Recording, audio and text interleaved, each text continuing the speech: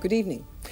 Our language is full of tough guy phrases. We think it's good to fight your corner, to knock 'em cold. It's an attitude that may have shaped the life of the heavyweight boxer, literary prize winner, and habitual criminal whose story we tell tonight. Here's the testimony of two men who've tried to contain him. He's intelligent, but he can be very short-tempered, and he has a reputation and has on a number of occasions assaulted staff. He's certainly a reputation for being quite violent. He was such a physical man. He used to do his jerks and press-ups in the custody office, and they realised potentially they had a very violent man there, and his record spoke for itself. He's very bright. There's no doubt about his intellectual ability. He's probably brighter than most of those of us who've locked him up. Some of the things he's done certainly can be classed as evil, but I think he's somewhat of a Jekyll and Hyde character.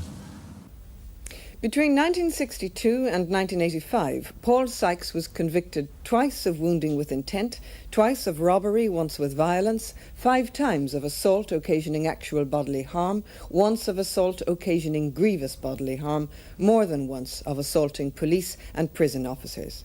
He's a violent man, and he uses violent language, some of which is an inevitable part of the picture we've built up inside and outside prison of Paul Sykes at large.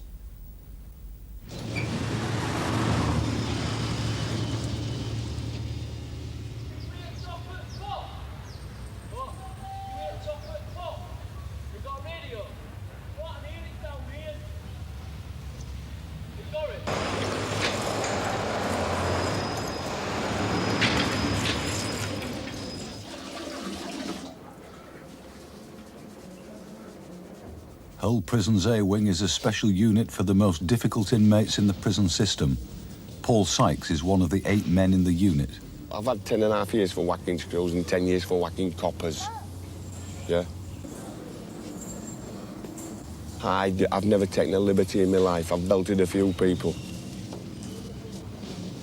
On every case, I was in the right, and it were them that would do it, taking the liberties. And I did what John Wayne did, what any sane thinking man would do, punched them right in the fucking ear hole.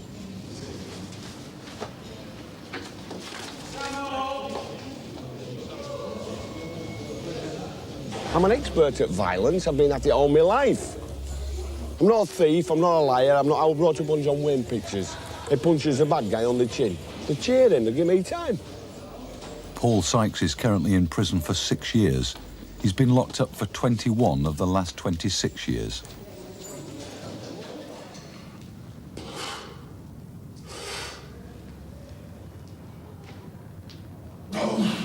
I mean, I'm not an armed robber, a murderer, a rapist. I've got no set modus operandi. It usually involves giving somebody a belt, though. There's some people I've hit and didn't hit them hard enough. And there's some people I should have hit that I didn't. People get stuck in the groove, the thinking gets stuck in the groove. Give them a little belt, you knock the groove out, and then you get their attention.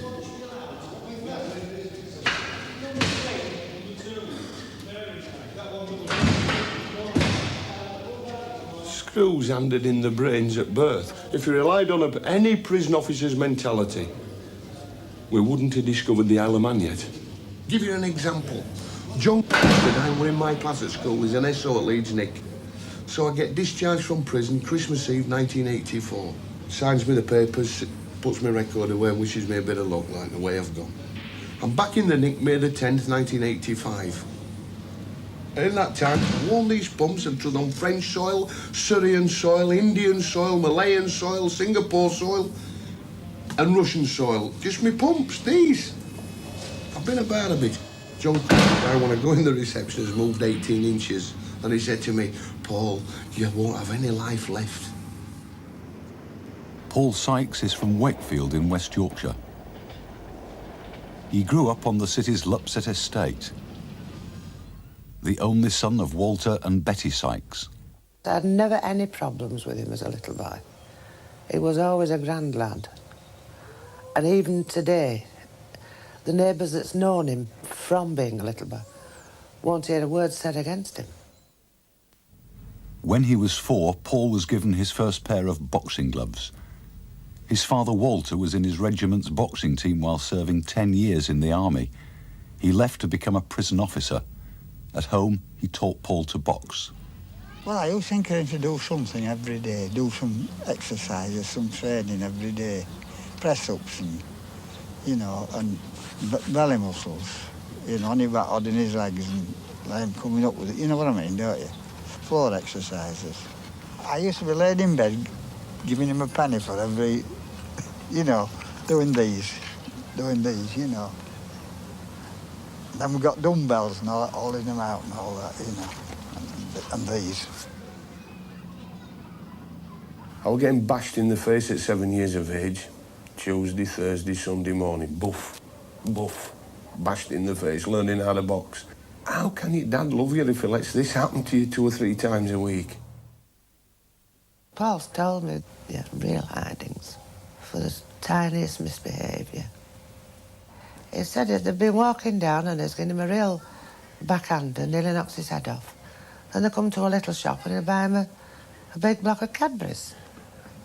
Not a small one, you know, because it does you good. It was chocolate. So he's told me that recently in the last few years that he used to whack him regularly going down. By the age of 17, Paul Sykes had already had his first encounter with the law. His early offences reflected unhappiness at home. Every illusion that my old man had brought me up on had been shattered. And then I wanted a bit of revenge then. And I deserved what I got. I deserved it. Within 2 years, his criminal record had grown to 22 offences and, inevitably, his first prison sentence. After he'd been sentenced, he was only 17. We went down to the cells and they let you go see them before they take them away. And I was absolutely disgusted. And one of the officers rebuked me afterwards because I told him, I said, if I'd have been the judge, I'd have hung you. That I was so disgusted with the things that I'd heard that had been done. I was made up when they put me in the nick. The doors shut, lovely warm cell, and all the books I could read, I was made up. Somebody shouting at me. In fact, being in the nick was easier than being at home. When I first came in prison, you walk through the cell door, and in the corner of your cell is the Bible and the rule book. You picked up the rule book. And after a few years, you can recite that rule book, you can recite it. I know the rules and regulations inside out. I am one of a very, very small minority of Great Britons with a written set of statutory rights. I have got rights. Can you say the same? How many people can say that, like, written down my rights, what I'm entitled to? The people in the high-rise flats in Salford and Liverpool, they haven't got any Bill of Rights, I have.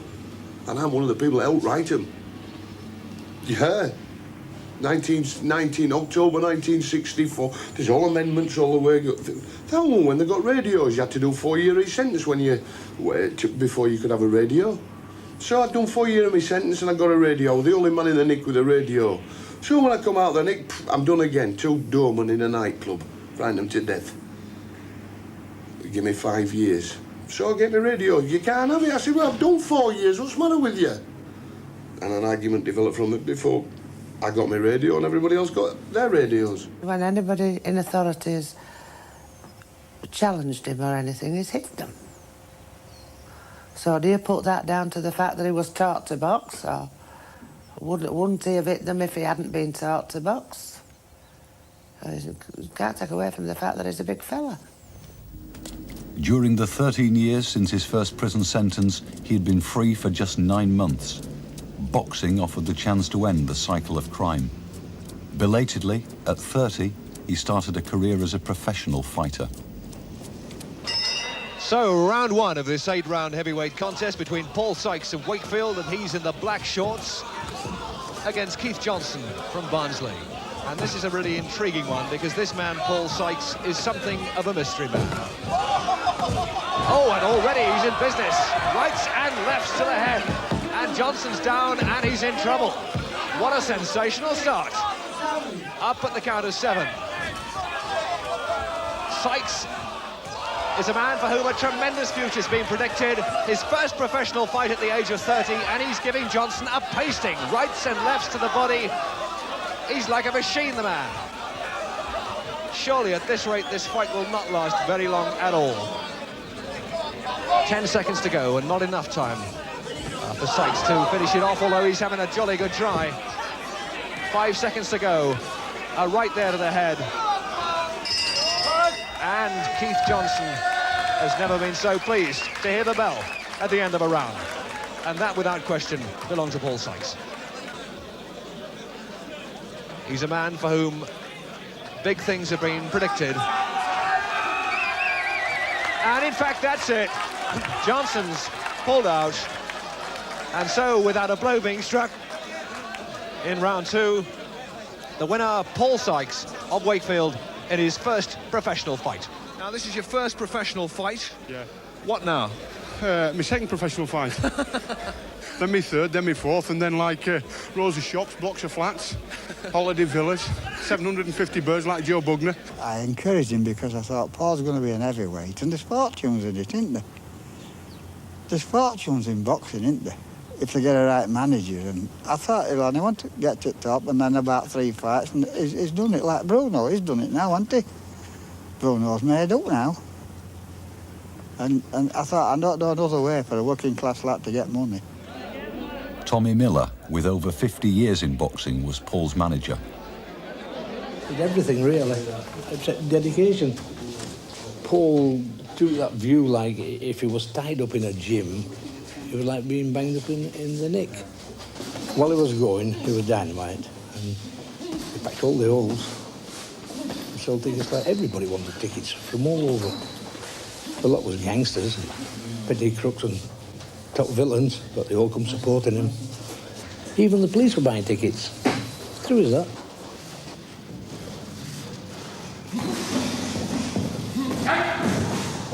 Gentlemen, if I can call you across here.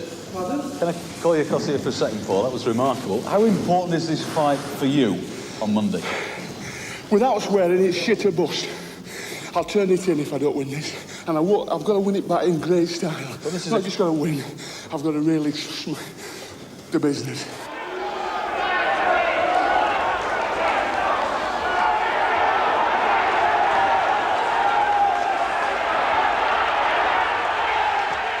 He's on a life support machine. You think when you've belted them like they're going to get up at 10. You don't want them to get up at 9, but you want them to get up at 10. I always thought I was a bit of an hard case and a bit, you know, but he's sick of me this morning. It gutted me. You couldn't expect, you know, it was just like, I saw the kid there and 3,000 miles from home. Nobody, no family, no anything, you know. Yeah, he did break down. Yeah. He did break down. It's all right, Paul. American Dave Wilson needed a month in hospital to recover. Paul could have gone right to the top quite easily. In fact, I think it was about 1,000 photographs done of Paul saying he was a future world champion. That's how confident I was. He impressed everybody. He did that. And he was always in trouble one way or another. He'd always loads of worry on his mind. But he overcome it and went into the ring, and once he got in that ring, he was away. After only 8 bouts, Sykes got his big chance, a fight against John L. Gardner for the British and Commonwealth heavyweight titles. It was an evenly matched contest as it entered the 6th round. Well, this is clearly going to be a battle of stamina. It's a question of whose strength gives out first. There's going to be no respite because Gardner's not that sort of man. The end could be very near here. Can't put him down, but he's doing everything else for him. And he's turned away, and that was the sign. He turned away, and that was what Brimmer was waiting for. So the great chance in life for Sykes has come and gone without success. Paul Sykes was soon back in trouble. His boxing career was over. In 1981, he was jailed for 5 years. He'd taken a contract to intimidate a union official for £1,000. No sooner out, he was assaulting the police and was jailed again, this time for 2.5 years. 3.5 years was added after a fight that put 2 prison physical education instructors into hospital. What's got me into trouble in the past is having my physique trained as a child, but not my emotions. I've altered the physical side to the intellectual side, if you want, the academic side, but using my brain instead of my body. It's all the same machine, and I didn't realise I'd got such a good brain until I took the wraps off and started using it. I've got a brilliant brain, and I'll tell you why I've got one. Because right from being a kid, I have been standing in a boxing ring. If you haven't got your wits about you, you're going to get bashed. All those years of having my wits about me has given me terrific eyesight, good hearing, a brilliant sense of atmospheric changes. I've learned how to interpret them as I've got older. I've read and read and read and read. Richard Powell, he's a good author, I like him. Norman Mailer, for storytelling. R.F. Delderfield, A.J. Cronin, Howard Spring, J.D. MacDonald, Nicholas Montserrat. There's so many good authors. The French one, Sabatini, Hugo, so many that I admire.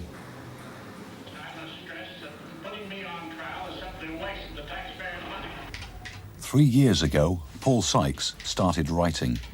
He began on an account of the 2 years up to the end of his boxing career.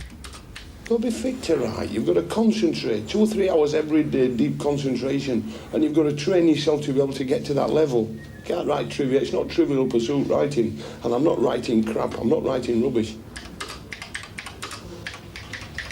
And once I've started writing, you're opening doors that you think are shut, and you realise how much input your senses have received.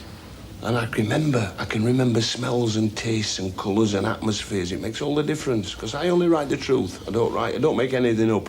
I write the truth. And they say, truth is better than fiction. And in my case, it certainly is.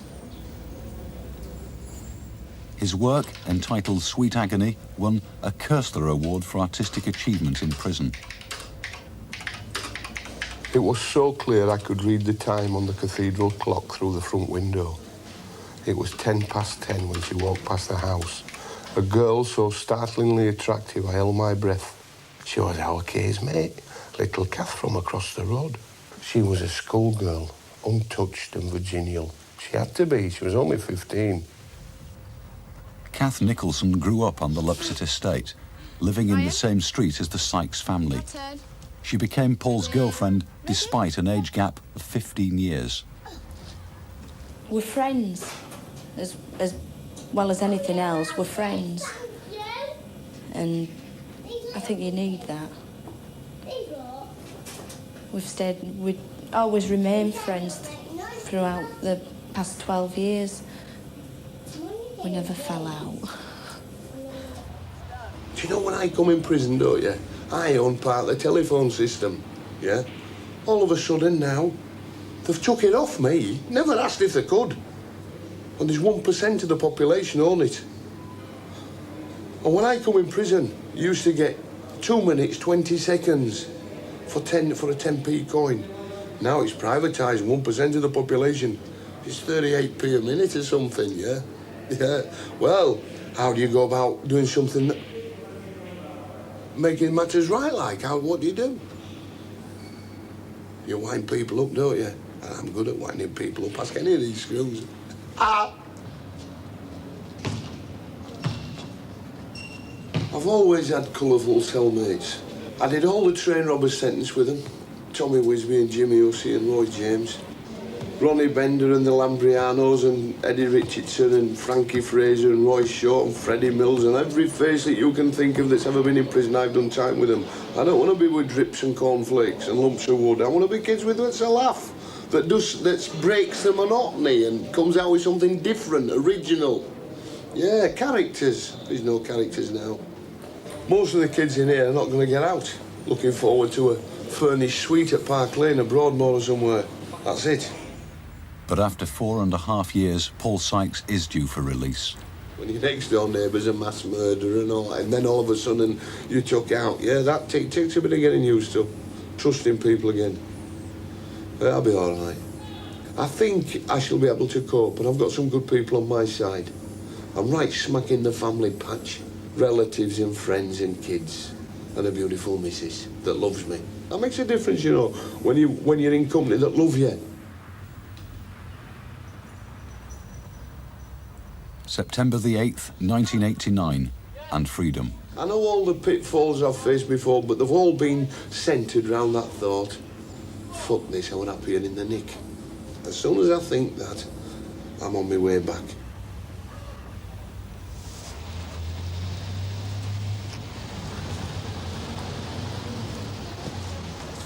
At 8 in the morning, he's met by Mick Sr. and his wife Carol, who've travelled over from Wakefield with Kath.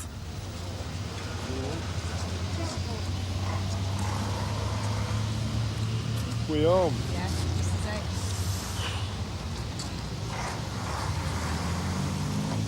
What do you reckon then, old pal? Hey? We've got about 30 years left. We've got about... I'm out, it's done, it's finished, it's over. That's another one. Come on, let's go home. Let's get home. Let's get out of it. Let's get out of it. You're not at bottom. It's all kinds of... When you look at the amount of traffic that there is, and remember what the Conservative Party announced a few years ago. Well, no, not a few years ago, a few months ago in the paper, that they're spending £216 billion on extending the motorways, widening motorways and building new motorways to deal with the increase in traffic in the year 2025. When, and you can see for yourself, petrol runs out in 2019, so what they're talking about. Oh, they're kidding. They're building them for skateboards.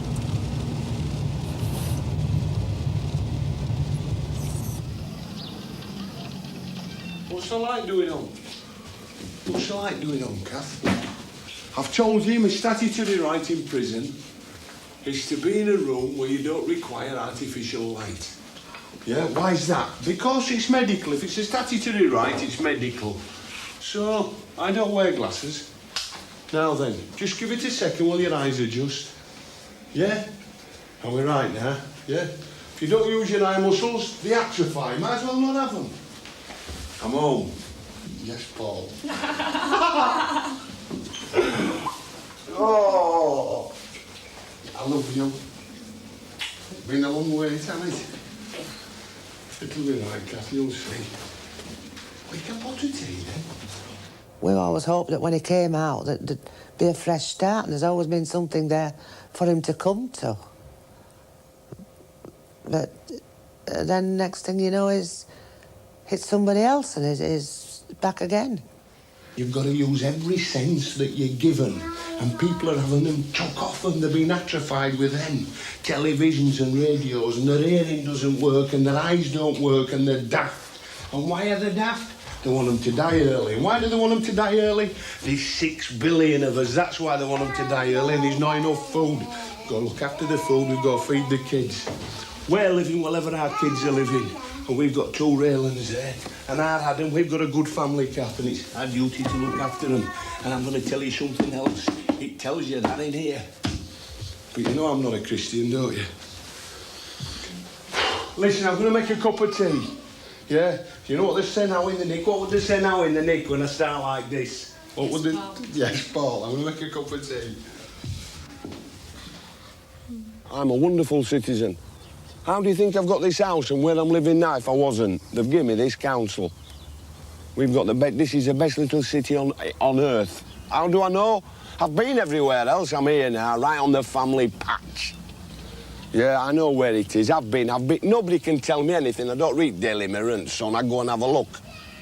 I go and have a look, and I've lived in the forests of North America. I've lived in the outback of the Ivory Coast. I've lived in India and Russia. I had my breakfast in Moscow and my tea in Wood Street, Nick. Yeah, I've been about a bit. I'm the only man in the history of mankind that has swum across the Straits of Johor. I had to avoid a police launch. It was either that or Changi, Nick. They've got me passport in Singapore. Yeah, I swam it.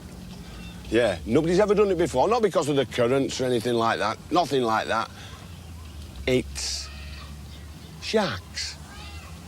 It's not shark infested, but none of the locals go paddling. Yeah, I swum it. I know about sharks, yeah. I'm 6'3" and 16 stone, 200 weight, yeah, I'm swimming.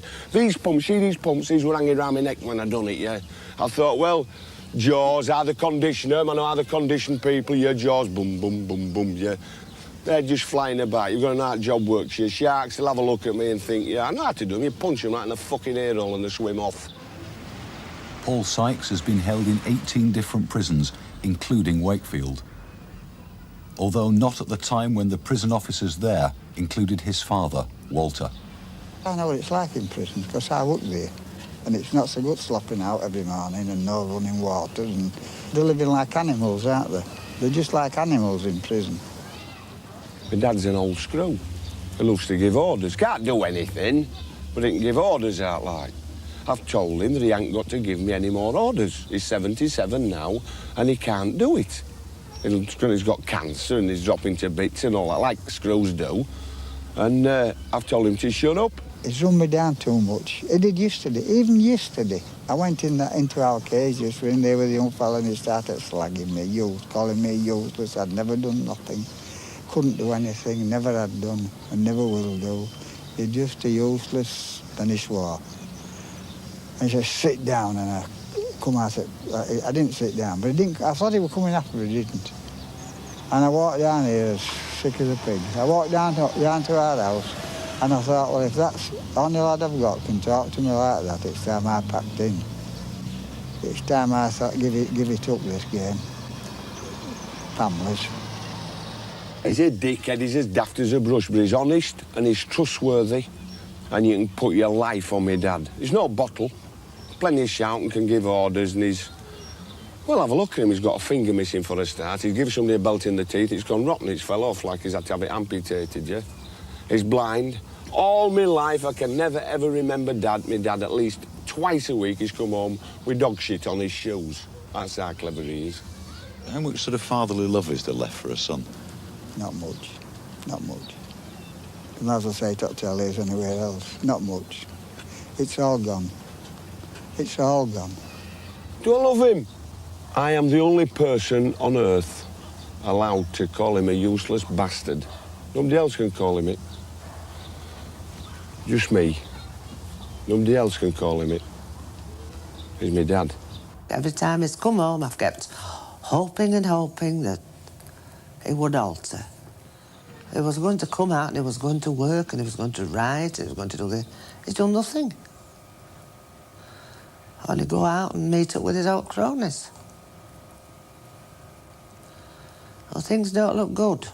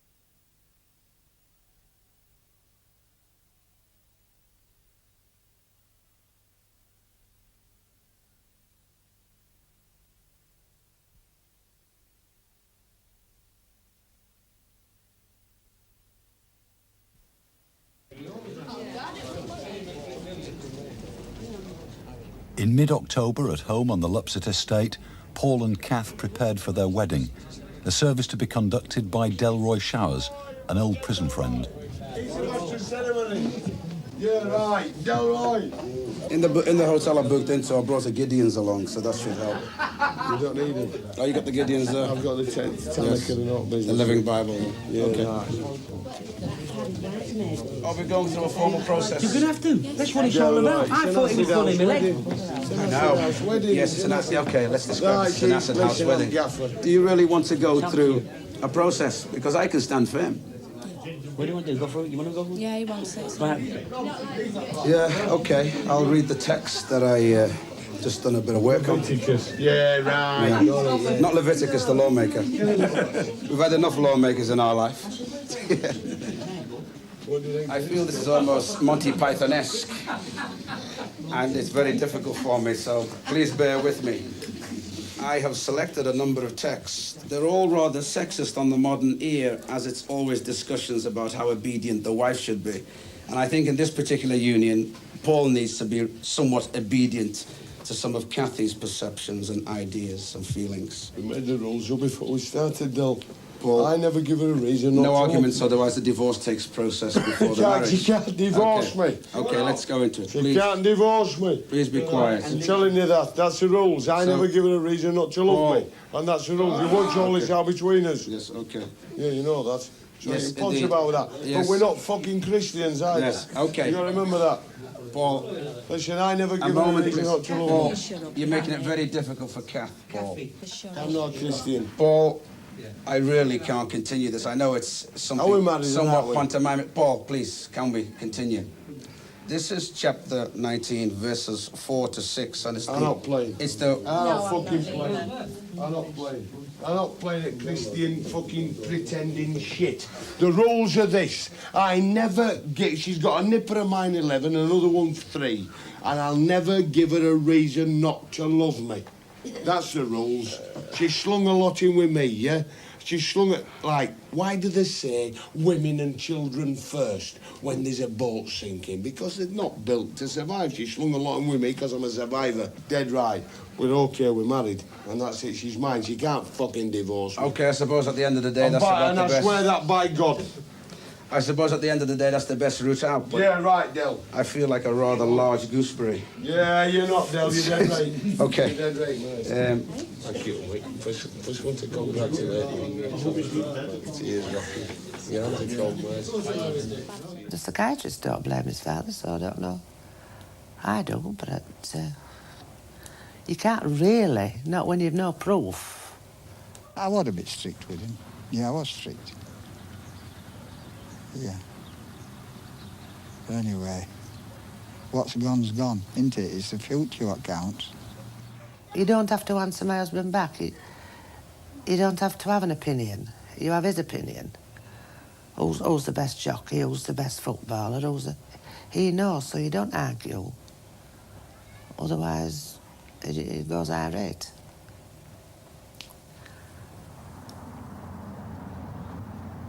I've been used to brutality with my husband.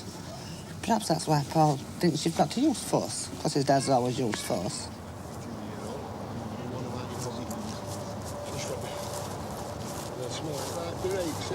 Am I right or wrong? Yeah, right. Well, that's it then. Why did I click it in the rear hole to show you that your fucking hands were useless in your pocket? They're there to stop to them. They're there to protect you, not in your pockets, giving in. Have you ever seen a kid trip up climbing stairs, going downstairs with his hands in his pockets? Or going up? Yeah, right. You need your fucking hands, that's why you've got them. Give it a lot of thought being a father. I have. I couldn't not with a father like I had. He made some cock-ups, my dad. I don't want to make any cock-ups like he made. Oh, look at this here. Go on. Got my kids at home. They don't know a father's love. They've never had a father's love. And I don't know a son's love either. I don't know a kid's love. I've never experienced it. It's good water, innit? I think I'm getting through to my kids. I hope I am. I hope I'm getting through to them. I hope they're not causing any trouble and stealing and pit. I hope they're doing as I'm telling them to do. I don't ask them to do anything. I don't ask them to do a thing. But you'll be laughing because it's a funny matter in this. Kath had 2 tenors in her purse last night. When she come home, a tenner had been took out and 8 quid had been put back. Do you think I'm making it up? No. So what you got to say about it then? No. Well, who would you say it was? Everything you. Huh, Ryan? No. Well, who would you say? Who would you blame? You've got to blame our Paul. Who would you say? He denies it. It was that, then. Of course you would. One of your evil bastards is blaming the other when you know full well it's not him. And it ain't funny. It ain't funny being accused of being a thief. It's not funny being a thief. I'm going to tell you this, you better start remembering what you're doing, and when I ask you a question, I want an answer. I don't want none of that dickhead talking to your tutor shit, talking to a screw shit. You're talking to me, yeah? And I want some out of you. I want some response. Not none of that vacant lot and lock me in my cell. I won't lock in your cell. I'll beat you fucking... You don't know how close you are, you to a good hiding. A proper 16-year-old good hiding. Don't clip round fucking ear hole. You're winding me up. Anyway, both of you piss off. Go and get out. You drive me up the wall. You sicken me, the pair of you. They do, they wind me up. He winds me up. They're both liars, and he just smirks and grins and everything. I know it's him. He went through my pockets last night when I come in. One despicable, dirty oh, I'm telling you. What I'm going to do with him. I'm going to have to beat him up.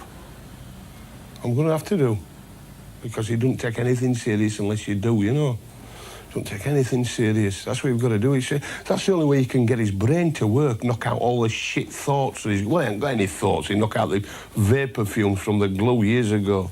Go knock them out of him. That's what you've got to do and get him back on this planet. Did you see him sat there like a drip sprawled out? He's a terrible disgrace of a lad. Am I to blame? I don't know. He'd still be a useless bastard whether I'd have been there or not.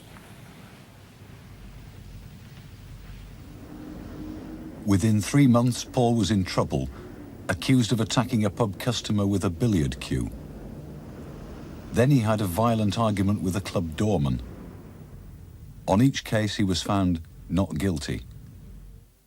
The trouble that I've been in has been no more than adjusting to the rules and the social patterns and levels and of this new prison I'm in.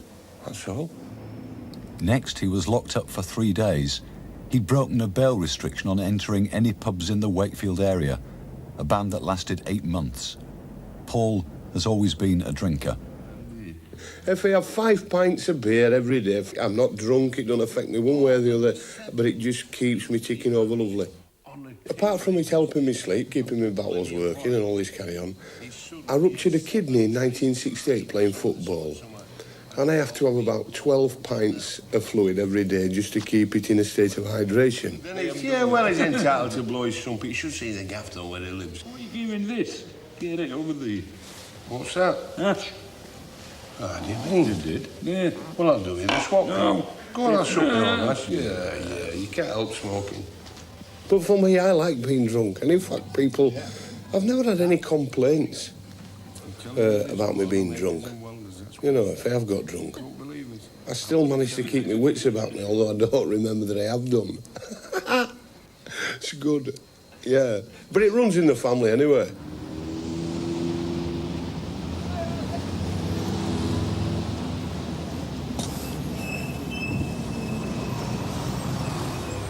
I don't want to make you jump, Kenny. Oh, hello, Paul. I've come Great to to see you. How are you? I've come to ask you to do me a favour. What? As you can see, I'm not the world's best dressed man, am I? But that's no fault of yours, that's my own fault.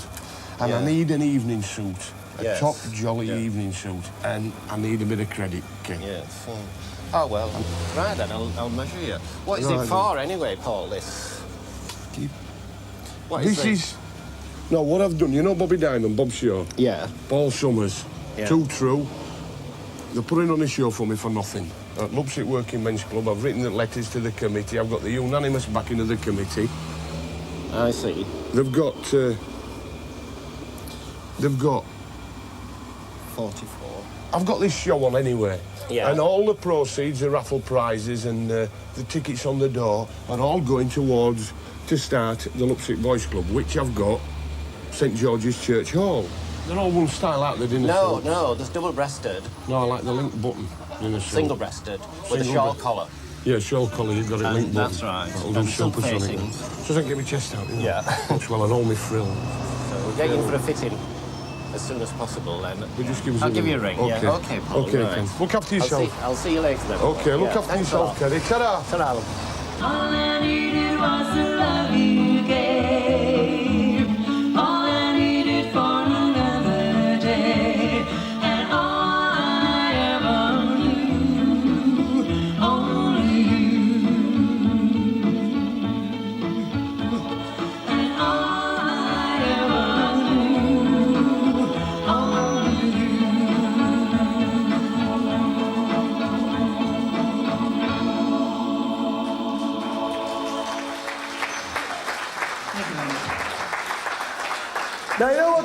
all about? Tonight's all about a youth club, and this idea has come from a young man who wants it to succeed. Ladies and gentlemen, will you please welcome on stage and make him feel at home. Ladies and gentlemen, Mr. Paul Sykes. Will you please bring him on stage? Very much. Come on, Paul. I'll bring them. Don't worry about them. I'll get you a table. You're right. Yeah, Paul. Yeah, you're right. Have you brought raffle? Good evening. We've got to draw raffle. I don't know whether we've drawn raffle or we haven't drawn raffle. I'm not bothered. But let me tell you what the prizes are. You've got your choice. This is an ivory necklace. I don't want you to go anywhere with televisions and shit, Japanese plastic. I want you to go away with something you'll remember tonight with. I bought this off a kid outside the Ikoyi Hotel in Lagos in Nigeria. It's ivory, and it's beautiful, and it's worth a lot of money. And it was mine. That's the first one. Now then, the second one is... Listen, I'm sorry, I'm not used to all this. It's a Patrick Mackay original painting. An original. I know. Well, you've never heard of Patrick Mackay. I doubt if you know much about painting, but Patrick Mackay is in the ABC book of mass murderers, and he's a mate of mine.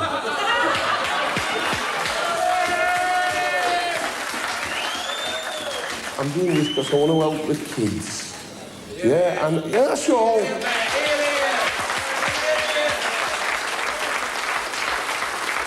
I'll train them and I'll send them which way to go, and I want you to send your kids to me, and I'll look after them.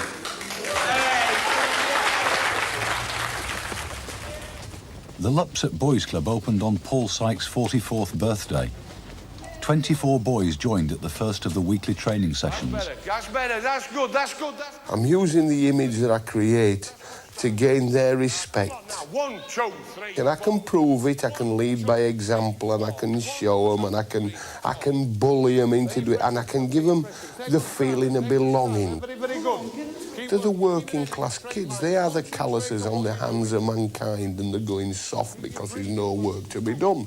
Speed, that's good style, that's good style. Somebody should be about finishing now any time. Don't look at me. Keep your head in front of you. A boys' club based on survival. That's what it's about. How to survive. And you won't survive. Tell me whether it's an advantage to be weak. Get your step up, son. Get your step up, son, you. Come on. Straighten them legs out. Come on, straighten them legs out. Straighten them right out. Since his release, Paul has had no regular income. Well, I got me £32.95 on September the 8th last year. And I'm down to my last 4 pence. To make a living, he's had to start his own business. The last resort debt collecting agency, threatened grams of specialty. There's always somebody wants somebody bashing. For whatever reason, it's usually money. Once you get beaten up, that's your debt cancelled, and then you'll have me to pay, and you don't get your money anyway.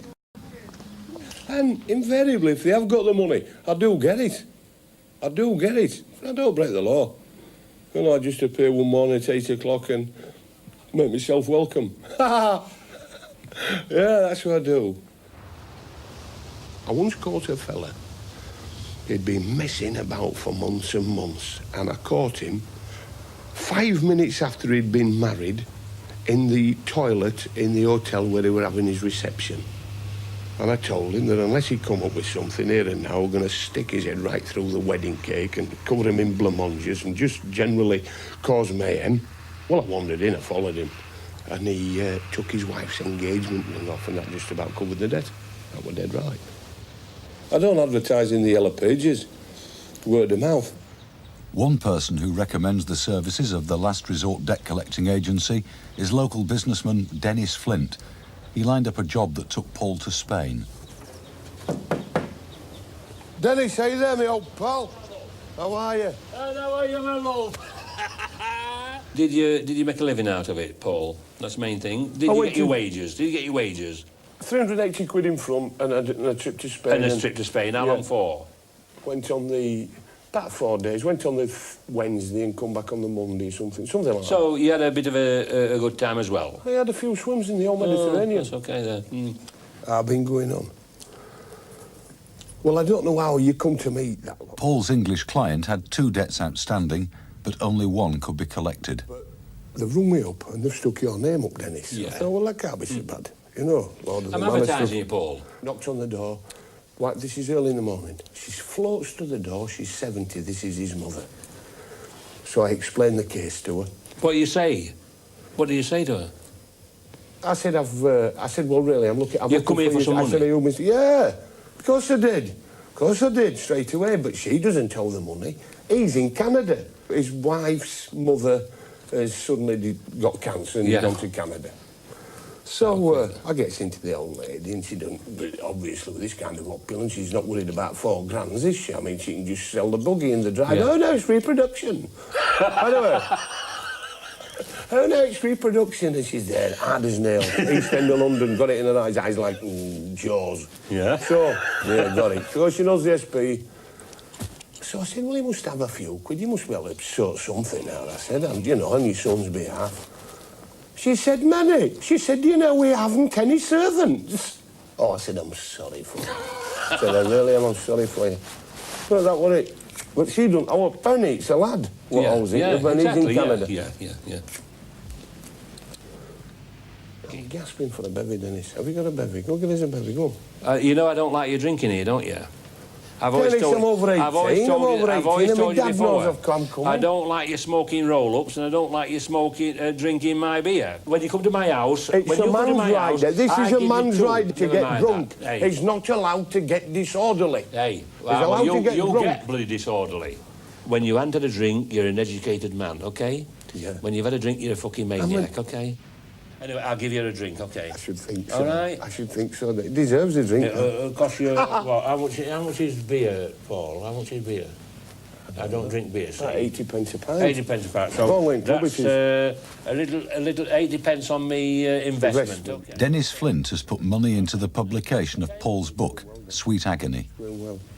It's going well. It's at the printers. It's the bee's knees. Is it? It's all, yeah, it's dead right. Yeah, it's coming on all right because it is, yeah. I've just come back from Turkey, as you know. I've been there 3 months now. Yeah. You know, and all I've been thinking about is my investment.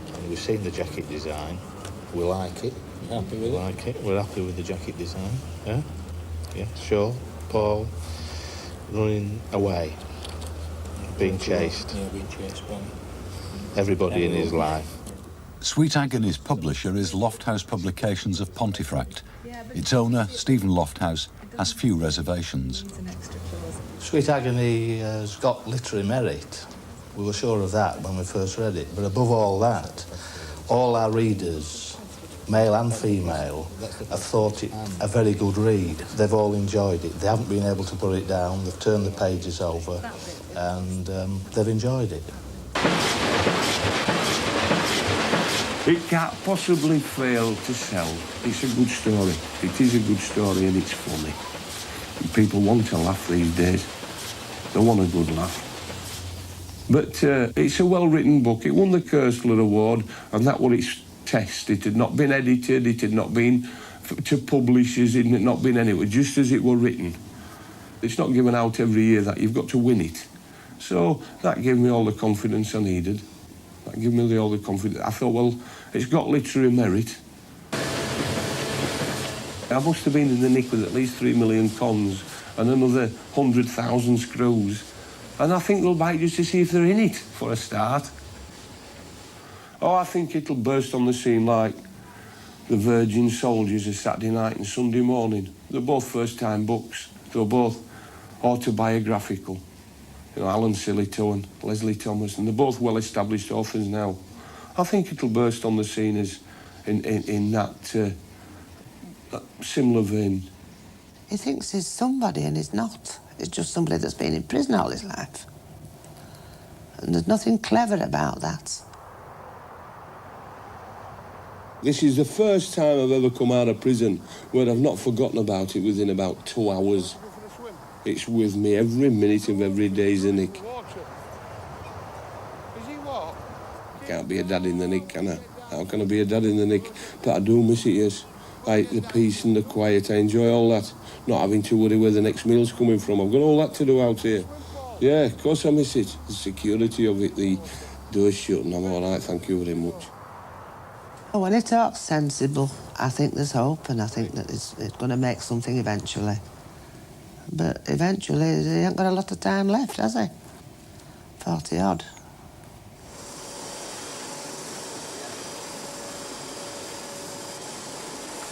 I've got this far now. There'll be no bubble bursting. And with a little bit of help from my friends, I'll finish the course. I'll finish the course.